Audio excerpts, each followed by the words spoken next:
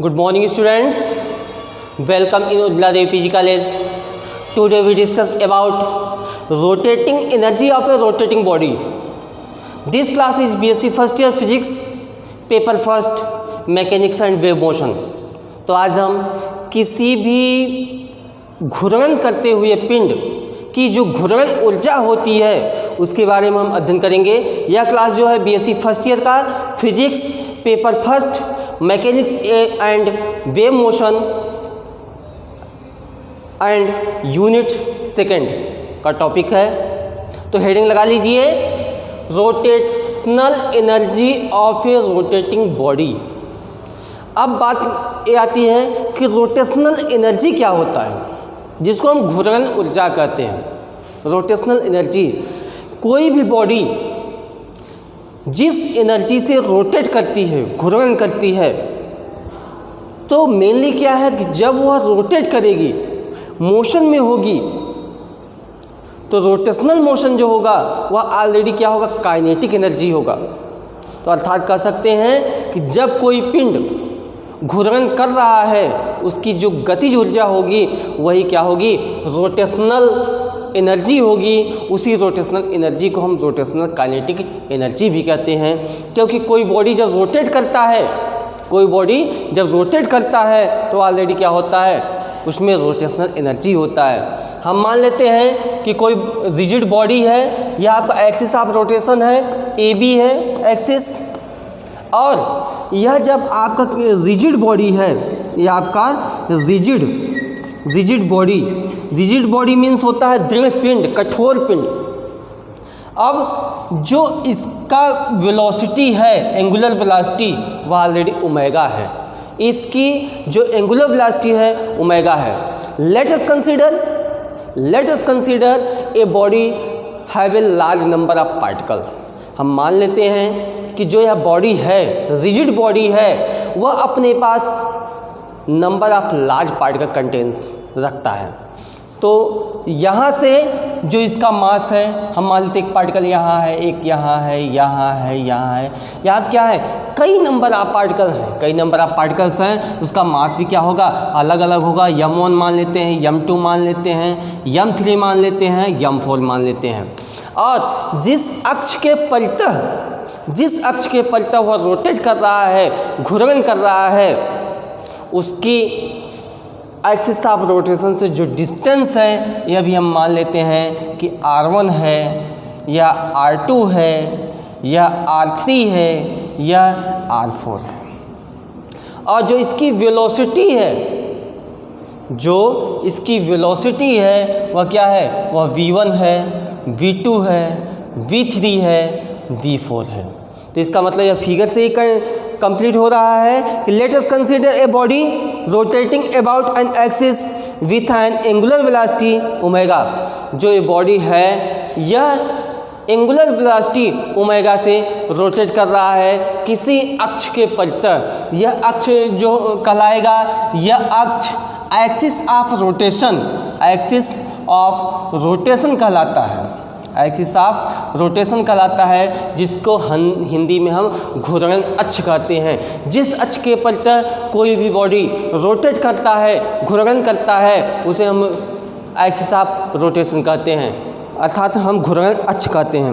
Let the body consist of particle of masses m1, m2, m3, m4 at distance r1, r2, r3 from the axis of rotation.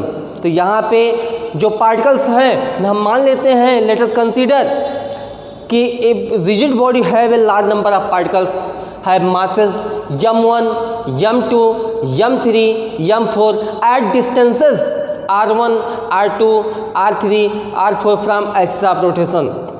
तो axis of rotation से जो इसका distance है वह r1 है, r2 है, r3 है, r4 है। And having linear velocities v1, v2, v3 and v4। Direct इस तरीके से कई हैं। देखिए हम यहाँ से इसकी थियोरी नहीं लिख रहे हैं, इस फिगर में ही हमने आपको सब कुछ बता दिया, इस फिगर से ही हम आपको सब कुछ बता दिए हैं। आप इसको चाहें तो आप अगर इस तरीके से का क्वेश्चन आपके एग्ज़ाम में बनता है तो इस फिगर की सहायता से ही इसके बारे में आप टोटली लिख सकते हैं। Late us consider a rigid body rotating about an axis of rotation having angular velocity omega and also rigid body contains a large number of particles have masses m1 m2 m3 m4 and distances r1 r2 r3 r4 from axis of rotation and also having linear velocities v1 v2 v3 v4 इस तरीके से and so on. तो यहाँ से जो इसका मास है m1 m2 m3 m4 है और उसका जो एक्सिस ऑफ रोटेशन से जो डिस्टेंस है वह r1 r2 r3 है और लीनियर वेलोसिटी उसके पास v1 v2 v3 v4 and so on respectively. Then the total rotational energy of the body is equal to sum of kinetic energies of individual particles। तो यहाँ पे जो इस body का total rotational kinetic energy होगा, जो total rotational kinetic energy होगा वह पार्टिकल के अलग अलग काइनेटिक एनर्जी के योग के बराबर होगा। जो इस बॉडी का रोटेशनल काइनेटिक एनर्जी होगा वह अलग अलग पार्टिकल के काइनेटिक एनर्जीज के सम के बराबर होगा। इसका मतलब तो यहाँ से हम निकाल सकते हैं कि individual particle and is rotational kinetic energy of whole body. अब हम निकाल लें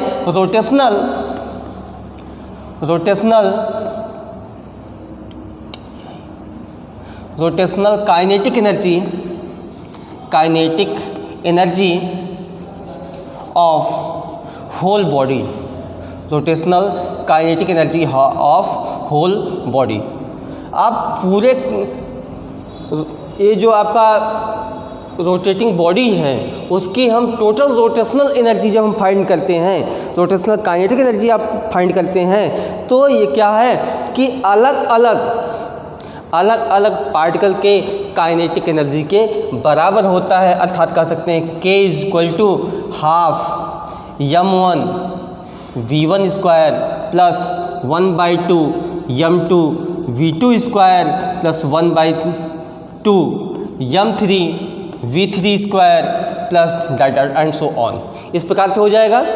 अर्थात हम कह सकते हैं कि जो यह पार्टिकल्स हैं, अर्थात इस पूरे बॉडी रिजिड बॉडी की जो रोटेशनल काइनेटिक एनर्जी है वह जैसे कि नंबर ऑफ पार्टिकल्स कई हैं m1 m2 m3 और इस एक्सिस ऑफ रोटेशन से जो इसका डिस्टेंस है वह r1 r2 r3 है। और इसका मतलब क्या है कि इस रोटेटिंग बॉडी रिजिड बॉडी का जो रोटेशनल काइनेटिक एनर्जी होगा वह अलग अलग पार्टिकल के काइनेटिक एनर्जी के सम के बराबर होगा। तो यहाँ से and also we know that, इसको हम इक्वेशन फर्स्ट मान लेते हैं। यहाँ लिख दीजिए वी नो दैट, हम जानते हैं, क्या जानते हैं, relation between linear velocity and angular velocity, linear velocity and angular velocity, रेखीय वेग और कोणीय वेग में संबंध क्या होता है। We know that relation between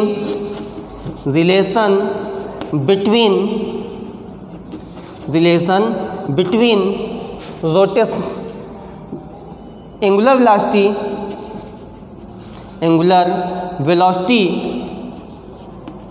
and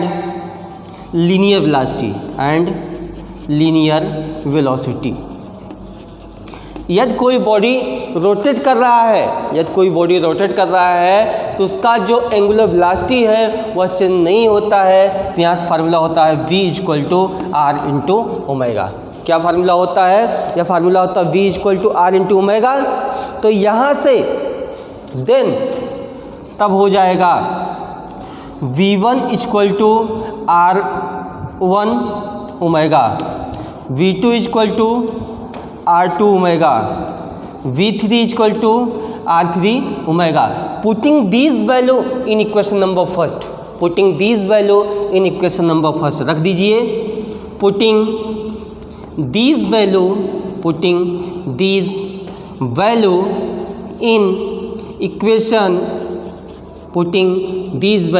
in equation first. तो जो ये वैल्यू है इसी वैल्यू को हम इक्वेशन नंबर फर्स्ट में जब पुट कर देते हैं तो आपको मिल जाएगा k इक्वल टू 1/2 m1, यहाँ से v इक्वल टू क्या होता है आर ओमेगा होता है, तो हो जाएगा r1 square omega square plus 1/2 m2 r2 square omega square plus 1/2 m3 r3 square omega square plus dot. इस प्रकार से हो जाएगा। अब यहाँ से देखा जाए, अब अगर यहाँ से आप देखते हैं तो सब में जो कॉमन है वह आपका ओमेगा स्क्वायर सब में कॉमन है। ओमेगा स्क्वायर क्या है सब में कॉमन है, तो यहाँ से कॉमन ले लीजिए। ओमेगा स्क्वायर जब आप कॉमन ले लेंगे तो बचेगा 1/2 m1 r1 square plus 1/2 m2 r2 square plus 1/2 m3 r3 square plus dot so on. यहाँ से हो जाएगा k इक्वल टू, अब क्या करेंगे यहाँ से हम इसको मान लेते हैं इक्वेशन नंबर सेकंड, इसको हम इक्वेशन नंबर सेकंड मान लेते हैं। तो इसको आप नोट कर लें, हम ऊपर का इरेज करते हैं फिर उसके बाद हम आपको आगे बताते हैं। इक्वेशन नंबर 2 तक आप नोट करें, यहाँ से आप देख लें। एक बार हम रिमाइंड कर लेते हैं कि कोई आपका रिजिड बॉडी है जिसमें नंबर ऑफ पार्टिकल्स कई हैं। जब नंबर ऑफ पार्टिकल्स कई हैं तो उसका मास भी क्या होगा अलग अलग होगा। उसका मास m1 m2 m3 m4 है और एक्सिस ऑफ रोटेशन से जो इसका डिस्टेंस है वह r1 r2 r3 r4 है। और प्रत्येक पार्टिकल जब बॉडी रोटेट कर रही है तो प्रत्येक पार्टिकल अपनी जो लीनियर वेलोसिटी रखता है वह v1 v2 v3 v4 रखता है।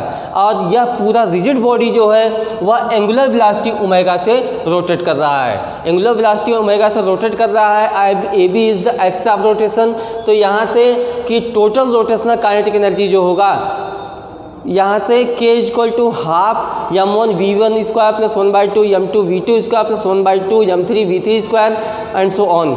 अब क्या करेंगे, हम जानते हैं relation between linear velocity and angular velocity. कोणीय वेग और रेखीय वेग में जो संबंध होता है वह होता है v equal to r into omega.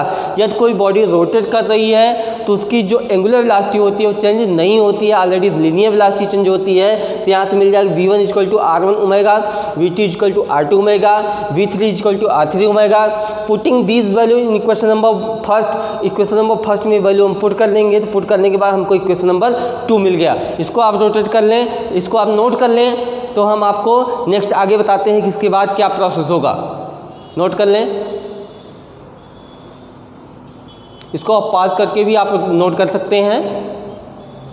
अब यहाँ से देख लीजिए, आपको मिल गया है equation number 2 k equal to omega, सब में ओमेगा स्क्वायर कॉमन है 1/2 m1 r1 square plus 1/2 m2 r2 square plus 1/2 m3 r3 square and so on. इस प्रकार से मिल गया है। अब अगर देखें वी नो दैट हम जानते हैं the moment of inertia, the moment of inertia, moment of inertia क्या होता है जिसको हम जड़त्व आघूर्ण कहते हैं। I इक्वल टू होता है यम आर स्क्वायर, क्या होता है I equal to M R square. Moment of inertia क्या होता है, the moment of inertia is a rigid body is defined as product of its mass and square of its distance. अर्थात from axis of rotation, किसी भी दृढ़ पिंड का जड़त्व आघूर्ण उस पिंड के द्रव्यमान और घूर्णन अक्ष से दूरी का वर्ग का गुणनफल जड़त्व आघूर्ण कहलाता है। तो I equal to M R square हो जाएगा। यहाँ से अगर देखा जाए तो यहाँ से ओमेगा स्क्वायर कॉमन है, तो इसको हम लिख सकते हैं k equal to 1/2 omega square, 1/2 omega square. ये हो जाएगा m1 r1 square plus m2 r2 square plus m3 r3 square and so on. अब यहाँ से हो जाएगा इक्वल टू 1/2 ओमेगा स्क्वायर, या टोटली हो जाएगा सिग्मा यम आर स्क्वायर के। क्या हो जाएगा, सिग्मा यम आर स्क्वायर के। ये जो सिग्मा यम आर स्क्वायर होता है ये किसके बराबर होता है, I के बराबर होता है। अर्थात कह सकते हैं k equal to 1/2 omega square I, या इम्प्लाइज इसको लिख सकते हैं k equal to 1/2 I into omega square. अर्थात किसी भी रोटेशनल बॉडी की किसी भी रोटेशनल बॉडी की जो रोटेशनल काइनेटिक एनर्जी होती है वह k = 1/2 I into omega square. क्या लिख दीजिए, विच इज़ द रोटेशनल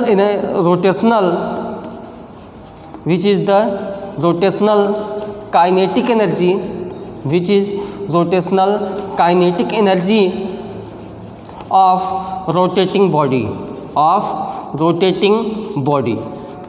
अर्थात किसी भी घूर्णन करते हुए पिंड का जो गतिज ऊर्जा होता है, किसी भी घूर्णन करते हुए पिंड का जो गतिज ऊर्जा होता है वो होता है k = 1/2 I into omega square, where I is the moment of inertia and omega is the angular velocity of the rotating body.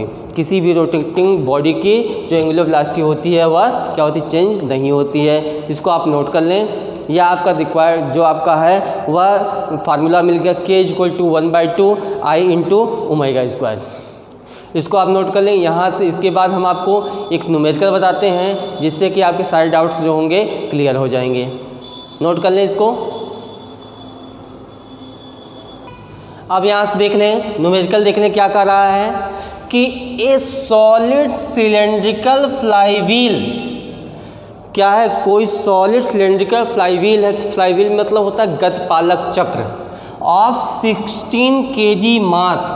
इस सॉलिड सिलेंड्रिकल फ्लाईव्हील का जो मास है, द्रव्यमान है, वह 16 kg है एंड 20 सेंटीमीटर रेडियस, और उसकी त्रिज्या जो है वह क्या है, 20 सेंटीमीटर है।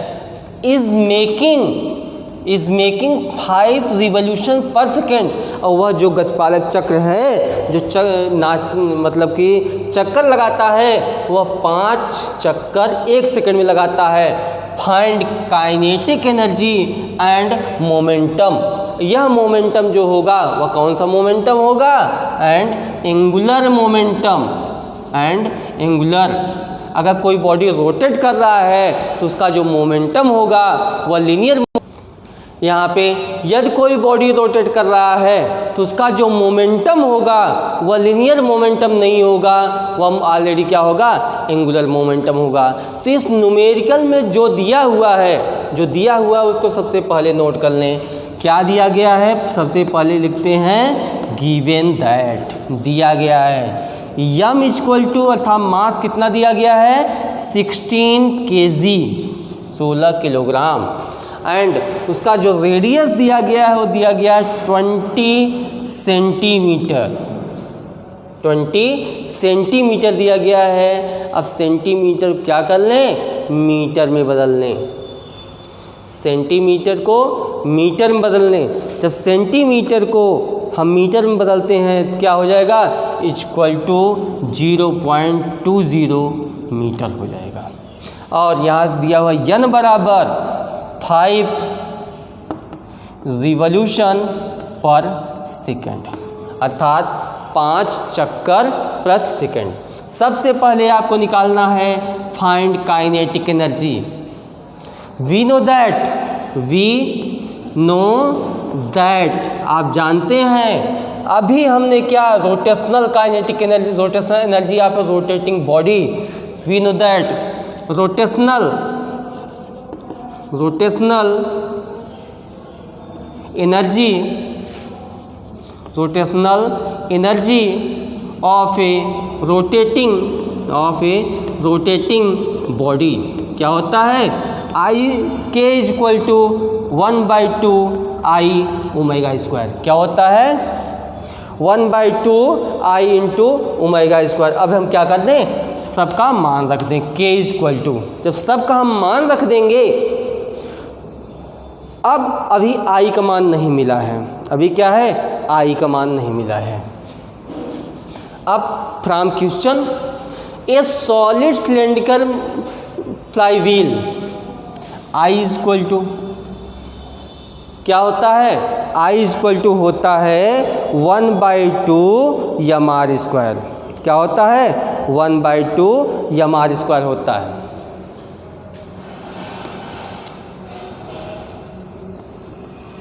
किसका, moment of inertia of the cylindrical flywheel.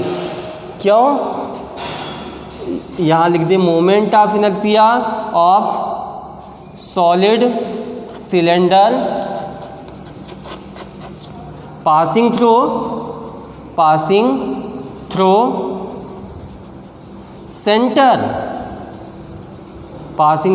Centre and perpendicular to its length, अर्थात जब वो सेंटर से पास कर रहा हो तो k का स्थान क्या रख देंगे 1/2 mr² रख देंगे। तो हो गया k इक्वल टू क्या हो गया k इक्वल टू 1/2 mr²। तो सबसे पहले हम क्या मान निकाल ले, सबसे पहले छोड़िए, सबसे पहले हम I का मान निकाल लेते हैं। जब I का मान निकाल लेंगे तो 1/2 यम का मान कितना है, यम का मान 16 है, R का मान कितना है 0.20 का होल स्क्वायर।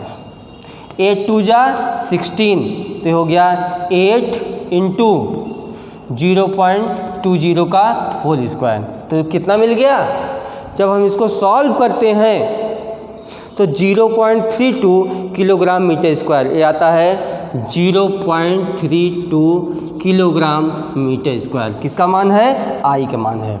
अब जबकि हमको क्या निकालना है, हमको K का मान निकालना है, तो K इक्वल टू हो जाएगा 1/2 I ओमेगा स्क्वायर। तो I का 1/2 I का मान मिला है इंटू 0.32 ओमेगा का मान, ओमेगा इक्वल टू होता है 2 pi n, omega equal to क्या होता है 2 पाई n। तो पाई का मान 3.14, पाई का मान कितना होता है 3.14 होता है। तो हो गया 2 गुणते 3.14 गुणते n का मान कितना है, n का मान 5 है, n का मान 5 है।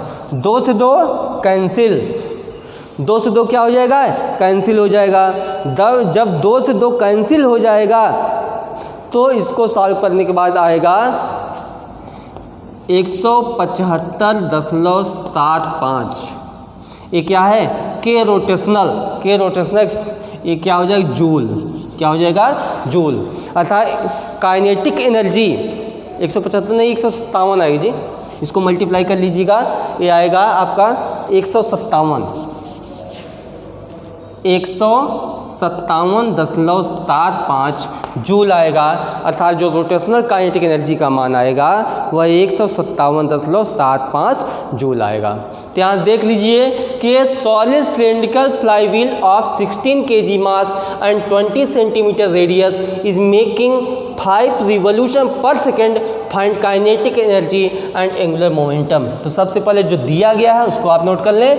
यम का मान 16 kg दिया गया है, आर का मान 20 सेंटीमीटर दिया गया, सेंटीमीटर को हम मीटर में बदल लेते हैं। यन का मान कितना दिया गया 5 चक्कर पर सेकेंड दिया गया है। हम जानते हैं रोटेशनल काइनेटिक एनर्जी या फिर rotating body K equal to 1/2 I into omega square होता है। अब यहाँ से हमको I के निकालना है। ए स्टार्ट में ही दे दिया सॉलिड सिलेंड्रिकल फ्लाईव्हील है, तो moment of inertia of solid cylinder passing through centre होता है 1/2 mr²। तो यहाँ से I का मान निकाल लिए, I का मान आया 0.32 किलोग्राम मीटर स्क्वायर, जबकि फार्मूला होता है K equal to 1/2 I into omega square. तो यहाँ से हम वैल्यू रख दिए, आ गया 157.75 जूल, क्योंकि omega equal to 2 pi n होता है, ओमेगा के इक्वल 2 पाई n है, उसका मान रख दिए, आ गया 157.75। इसको आप नोट कर लें। फिर हम आपको बताते हैं एंगुलर मोमेंटम कैसे निकालते हैं, एंगुलर मोमेंटम कैसे निकालते हैं उसको बताते हैं। पहले आप इसको नोट कर लें।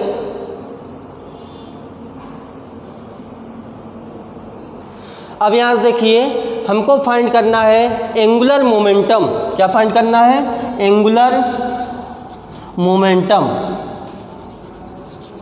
क्योंकि किसी भी अगर कोई बॉडी रोटेट कर रहा है, घूर्णन कर रहा है, तो उसका जो मोमेंटम होगा वह ऑलरेडी एंगुलर मोमेंटम होगा, लीनियर मोमेंटम नहीं होगा।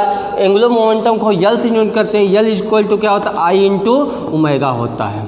यल इक्वल टू क्या होता है, आई इंटू ओमेगा होता है। तो यहाँ से आई का मान आपको मिला था 1/2 यम R square into 2 pi n, क्या था। अब यहाँ से 2 से 2 कैंसिल हो जाएगा।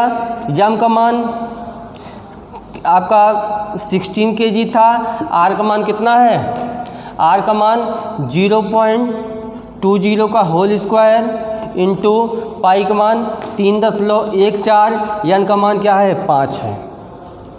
जब हम इसको मल्टीप्लाई कर